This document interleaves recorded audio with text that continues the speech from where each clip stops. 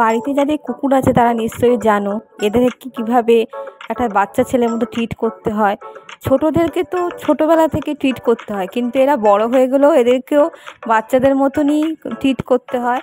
এই দেখো ওষুধ খাওয়া নিয়ে কীরকম ঝামেলা, খাবে না বলে মার কাছে, আমার মা এসে দিদার কাছে আদর খাচ্ছে, তারপরে ওকে অনেক ভুলিয়ে ভালিয়ে আমার বর ওষুধ খাওয়াচ্ছে। ওষুধ খাওয়ার একটা প্রসেস আছে বটে, এই ওষুধটা দিয়ে নাকটা চেপে রাখা হয়, তখন ঢোক গিলে ও ওষুধ খাওয়া হয়ে যায়। এরকম দুষ্টু আমার বাঘা। তারপরে আবার কি করে জানো তো, বদমাশি করে আলটার মধ্যে ওষুধটা মাঝে মাঝে না রেখে দেয়, আর যদি ওইটা চেপে না দেওয়া হয় তখন আবার ওই ফাঁক দিয়ে আবার বের করে দেয়।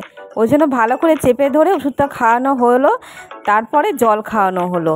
নিঃশ্বাসটা বন্ধ করলে ঢোকটা গিলে নেয়, ওই সুবিধেও হয়। ওষুধটা খাওয়ানোর পর তারপরে ও খুনসুটি দেখে কি, দেখো কীরকম বদমাশি করছে।